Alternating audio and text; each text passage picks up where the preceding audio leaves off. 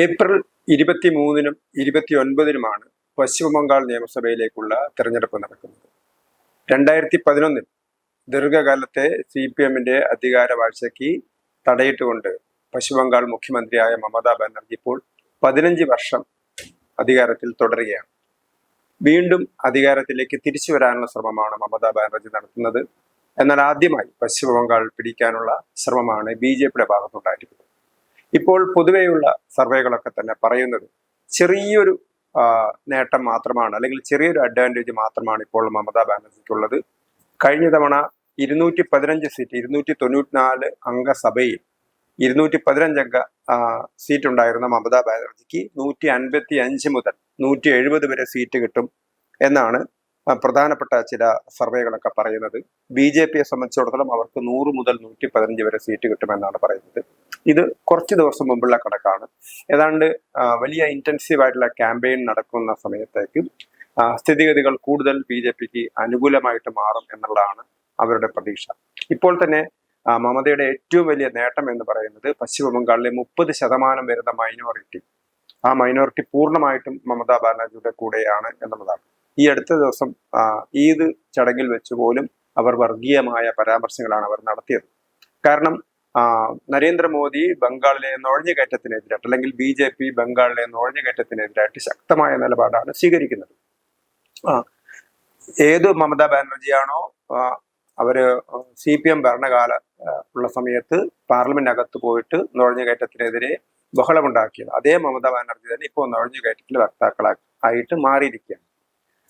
ഇവിടെ ഈദ് ദിനത്തിൽ മമത പറഞ്ഞത് പ്രധാനമന്ത്രി നരേന്ദ്രമോദി അദ്ദേഹം സൗദി അറേബ്യയിൽ പോകുന്നു, അവിടുത്തെ ആളുകളെ കെട്ടിപ്പിടിക്കുന്നു, ഞങ്ങളെ കെട്ടിപ്പിടിക്കുന്നു എന്നാ പറഞ്ഞത്. സൗദി അറേബ്യയിൽ പോകുന്നു, ഞങ്ങളെ കെട്ടിപ്പിടിക്കുന്നു, അതേപോലെ തന്നെ ദുബായിൽ പോകുന്നു, കൈ കൊടുക്കുന്നു. പക്ഷേ മോദി ഇന്ത്യയിലെത്തുന്ന സമയത്ത് ഇതൊന്നും കാണിക്കുന്നില്ല. പകരം നുഴഞ്ഞുകയറ്റക്കാരെന്ന് പറഞ്ഞുകൊണ്ട് അവരെ പുറത്താക്കാനാണ് ശ്രമിക്കുന്നത്. യഥാർത്ഥത്തിൽ വലിയ നുഴഞ്ഞുകയറ്റക്കാരൻ നരേന്ദ്രമോദിയാണ് എന്നാണ് മമത പറഞ്ഞത്. അപ്പൊ അതിനർത്ഥം ദുബായിലും സൗദിയിലൊക്കെ ഉള്ളത് മുസ്ലിങ്ങളാണ്, പക്ഷെ ഇന്ത്യയിലെ മുസ്ലിങ്ങളെ നുഴഞ്ഞുകയറ്റക്കാരെന്ന് മോദി പറയുന്നു എന്നുള്ളതാണ്. ഇവിടെ BJP ശക്തമായ വിമർശനവുമായിട്ട് വന്നു.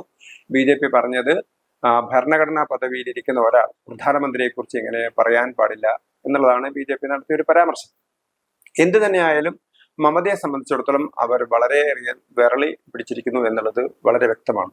അവരിപ്പോ BJP അല്ല എതിർക്കുന്നത്, മറിച്ച് അവർ ഇലക്ഷൻ കമ്മീഷനെയാണ് എതിർക്കുന്നത്. ഇലക്ഷൻ കമ്മീഷനെ ഇംപീച്ച് ചെയ്യാനുള്ള നോട്ടീസൊക്കെയാണ് മമത കൊടുത്തിരിക്കുന്നത് പാർലമെന്റിൽ. അപ്പൊ ഇവിടെ മമതയെ സംബന്ധിച്ചിടത്തോളം അവർ എന്താണ് ചെയ്യേണ്ടതെന്ന് അവർക്കറിയാത്തൊരു രീതിയാണെന്നാണ് പലരും പറയുന്നത്. കാരണം IPAC എന്ന് പറയുന്ന തൃണമൂൽ കോൺഗ്രസുമായിട്ട് ബന്ധപ്പെട്ട് പ്രവർത്തിക്കുന്ന ഒരു പരസ്യ കമ്പനി, ആ പരസ്യ കമ്പനിയിൽ ED റെയ്ഡ് നടത്തുന്ന സമയത്ത് ഒരു മുഖ്യമന്ത്രി എന്ന നിലയിൽ EDയുടെ റെയ്ഡിന് വേണ്ട സഹായ സഹകരണങ്ങൾ ചെയ്യേണ്ട, അല്ലെങ്കിൽ നിഷ്പക്ഷമായി നിൽക്കേണ്ട മമതാ ബാനർജി അവിടെ നേരിട്ട് പോവുകയും അവിടുത്തെ കമ്പ്യൂട്ടറൊക്കെ പിടിച്ചെടുക്കുകയാണ് ചെയ്യുന്നത്. പക്ഷെ അത് സുപ്രീം കോടതിയെ സംബന്ധിച്ചിടത്തോളം അത് വളരെ നല്ല രീതിയിലല്ല അതിനെ കണ്ടത്. ശക്തമായിട്ട് സുപ്രീം കോടതി വിമർശിച്ചു. ഉടൻ തന്നെ ED സുപ്രീം കോടതിയിൽ പോവുകയും കാര്യങ്ങളൊക്കെ തന്നെ അവതരിപ്പിക്കുകയും ചെയ്തിരുന്നു. അതേപോലെ തന്നെയാണ് SIR. അവിടെ ബീഹാറിൽ SIR നടന്നു, അതേപോലെ തന്നെ കേരളത്തിൽ നടന്നു, തമിഴ്നാട് നടന്നു, മറ്റെല്ലാ സ്ഥലത്തും നടന്നു. പക്ഷെ ബംഗാളിലെത്തുന്ന സമയത്ത് SIR-നെതിരായ നിലപാടാണ് മമതാ ബാനർജി സ്വീകരിക്കുന്നത്. ശരിക്കും ഒരു സ്ട്രീറ്റ് ഫൈറ്റ് ആണ്. കാരണം 2011-ലൊക്കെ ഒരു സ്ട്രീറ്റ് ഫൈറ്റ് ആണ് മമത നടത്തിയത്. എത്രയോ കാലം ബംഗാളിലെ CPM ഭരണകൂടത്തിനെതിരെ തെരുവിൽ പോരാട്ടം നടത്തിയ മമതാ ബാനർജി 2011-ലാണ് അവർക്ക് അതിന്റെ ഗുണം കിട്ടിയത്. കാരണം അവരൊരു സ്ത്രീയാണെന്നുള്ളൊരു പരിഗണന കൂടി അവർക്ക് കിട്ടി.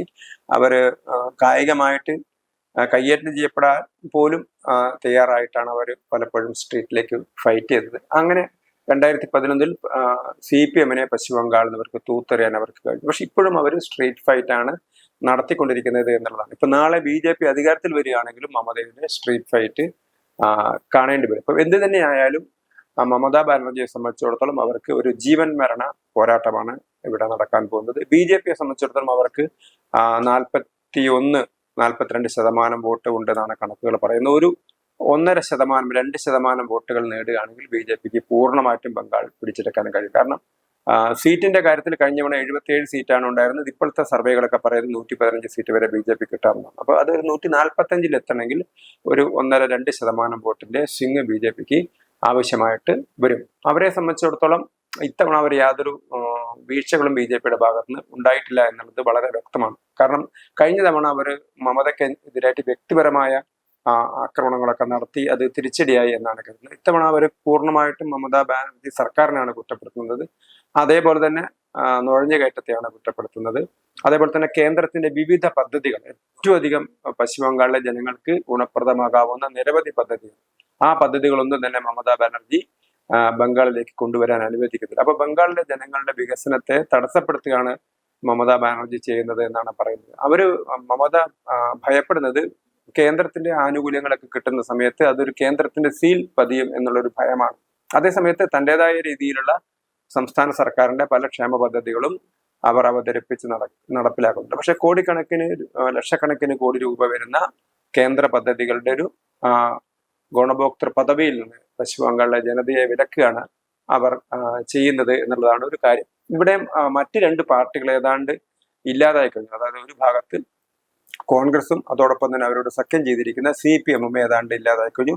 അവർക്ക് മറ്റെല്ലാ പാർട്ടികൾക്കും കൂടി 10-11% വോട്ട് മാത്രമാണ് ഇപ്പോൾ പോൾ സർവേകളൊക്കെ പ്രചരിപ്പിക്കുന്നത്. അപ്പൊ BJPയെ സംബന്ധിച്ചിടത്തോളം ഇങ്ങനെയൊക്കെയുള്ള പരിതസ്ഥിതിയിൽ പശ്ചിമ ബംഗാളിൽ ജനങ്ങൾ ഒരു ഭരണമാറ്റം ആഗ്രഹിക്കുന്നു. കാരണം പ്രത്യേകിച്ച് ബംഗാളിന്റെ ഹൃദയഭൂമിയായ അല്ലെങ്കിൽ കൽക്കട്ടയുടെ പരിസര പ്രദേശത്താണ് മമതയ്ക്ക് BJPയേക്കാൾ അഡ്വാൻറ്റേജ് ഉണ്ടായിരുന്നത്.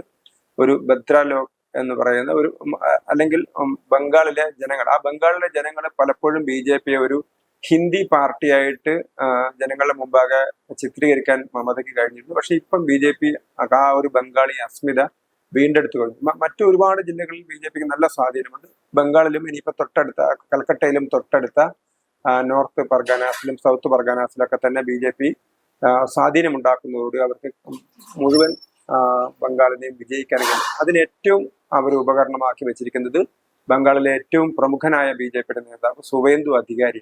അദ്ദേഹം എന്താണ് ചെയ്യുന്നത്? അദ്ദേഹം മമതയുടെ ഭവാനിപൂരിൽ മുമ്പ് അദ്ദേഹം മമതയെ പരാജയപ്പെടുത്തിയിരുന്നു. അന്ന് മമത 2 സീറ്റിലാണ് മത്സരിച്ചത്. ഒന്ന് നന്ദിഗ്രാമിലും ഒന്ന് ഭവാനിപൂരിൽ. നന്ദിഗ്രാമില് മമതയെ തോൽപ്പിക്കാൻ സുവേന്ദു അധികാരി കഴിഞ്ഞു. ഇത്തവണ മമതയുടെ തട്ടകമായ ഭവാനിപൂരിൽ വന്ന് അല്ലെങ്കിൽ കൽക്കട്ട ബംഗാളികളുടെ ഇടയിൽ വന്ന് മത്സരിക്കുകയാണ് അദ്ദേഹം ചെയ്യുന്നത്. അങ്ങനെ 2 സീറ്റിൽ മത്സരിക്കുന്നതോടുകൂടി മമതയെ പരാജയപ്പെടുത്തുകയാണെങ്കിൽ അത് തൃണമൂൽ കോൺഗ്രസിന്റെ ഇല്ലായ്മയായിരിക്കും. പക്ഷെ മമതയ്ക്കെതിരെ ഫൈറ്റ് ചെയ്യുന്നതോടുകൂടി കുറച്ചുകൂടി BJPക്ക് കൽക്കട്ടയിലും പരിസര പ്രദേശങ്ങളിലും കൂടുതൽ ഒരു അക്സെപ്റ്റൻസ് കിട്ടുകയാണ്. അത് നന്നായിട്ട് കൈകാര്യം ചെയ്യാൻ പറ്റും എന്നാണ് BJP പ്രതീക്ഷിക്കുന്നത്. അതേപോലെ തന്നെ ഇലക്ഷൻ കമ്മീഷനും വളരെ നല്ല നടപടിയാണ് എടുത്തിരിക്കുന്നത്. 5ഉം 8ഉം തവണ മത്സരം നടക്കുന്നതിന് പകരം അല്ലെങ്കിൽ ഇലക്ഷൻ നടക്കുന്നതിന് പകരം 2 തവണ 23-നും 29-നാണ് ഇപ്പൊ ഇലക്ഷൻ നടക്കുന്നത്. നേരത്തെ നമ്മൾ പെട്ടെന്ന് നമ്മൾക്ക് ധരിക്കും പല ഘട്ടങ്ങളിലായിട്ട് നടക്കുന്ന സമയത്ത് പോലീസിനൊക്കെ വിന്യസിക്കാൻ സർക്കാരിന് ഗുണം ചെയ്യും എന്നാണ് ധരിച്ചിരിക്കുന്നത്. പക്ഷെ പലപ്പോഴും മമതയുടെ ഗുണ്ടകൾക്ക് ഒരു സ്റ്റേജിൽ ഇലക്ഷൻ നടക്കുന്ന സമയത്ത് ആ ഫേസിലെ ഇലക്ഷൻ ഗുണ്ട പ്രവർത്തനം നടത്തുന്നു. തൊട്ടടുത്ത അങ്ങനെ 8 സ്ഥലത്തേക്കും ഒരേ ഗുണ്ടകൾക്ക് തന്നെ പോകാവുന്ന ഒരു സ്ഥിതിയാണ് ഉണ്ടായിരുന്നത്. അതിനൊക്കെ തന്നെ അമർച്ച ചെയ്യാൻ ഇലക്ഷൻ കമ്മീഷനെ കഴിഞ്ഞിട്ടുണ്ട്. പല ചീഫ് സെക്രട്ടറിയെ മാറ്റുന്നു, അല്ലെങ്കിൽ DIGയെ മാറ്റുന്നു, DGPയെ മാറ്റുന്നു. അങ്ങനെ ആരൊക്കെയാണോ കുഴപ്പക്കാർക്ക് കൂട്ടുപിടിക്കുന്നത് അവരെയൊക്കെ മാറ്റി നല്ല ഉദ്യോഗസ്ഥരെ കൊണ്ടുവരാൻ ഇലക്ഷൻ കമ്മീഷന് കഴിഞ്ഞു. അതോടൊപ്പം തന്നെ മമതയുടെ മണ്ഡലത്തിൽ ഈ പറയുന്ന ഭവാനിപൂരിൽ തന്നെ 47,000-ഓളം പേരുടെ വോട്ടുകളാണ് അത് ഫ്രീസ് ചെയ്തിരിക്കുന്നത്. അവരിനി തെളിവുകൾ ഹാജരാക്കണം. ഇനി മമതയ്ക്ക് ആരോപണം ഉന്നയിക്കാൻ പറ്റില്ല. BJP ഉദ്യോഗസ്ഥന്മാരെ വെച്ച് തങ്ങളുടെയൊക്കെ വോട്ട് കളഞ്ഞു. കാരണം ജുഡീഷ്യൽ ഓഫീസർമാരെയാണ് ഇവിടെ വെച്ചിരിക്കുന്നത്. ആളുകൾക്ക് അവരുടെ തെളിവുകൾ ഹാജരാക്കി ഇനി അവസാന നിമിഷം തന്നെ അവരുടെ 47,000 പേരിൽ എത്ര പേർക്ക് അവരുടെ വോട്ടവകാശം തിരിച്ചെടുക്കാൻ കഴിയും എന്ന് അറിയില്ല. അപ്പം വ്യാജ വോട്ടർമാരുടെയൊക്കെ ഒരു ബലത്തിലാണ് ഭവാനിപൂരിൽ വരെ മമത ജയിച്ചത് എന്നുള്ളതൊരു ദൃഷ്ടാന്തമാണ്. 47,000 പേരുടെ വോട്ടാണ് അവിടുന്ന് നീക്കം ചെയ്യപ്പെട്ട് കഴിഞ്ഞിരിക്കുന്നത്. അപ്പൊ ഇങ്ങനെയൊരു പരിതസ്ഥിതിയിൽ ബംഗാളിൽ 15 വർഷമായിട്ട് തുടരുന്ന മമതാ ഭരണത്തെ ഇത്തവണയെങ്കിലും BJPക്ക് തകർക്കാൻ കഴിയും എന്നുള്ളതാണ് പൊതുവെയുള്ള കണക്കുകൂട്ടൽ.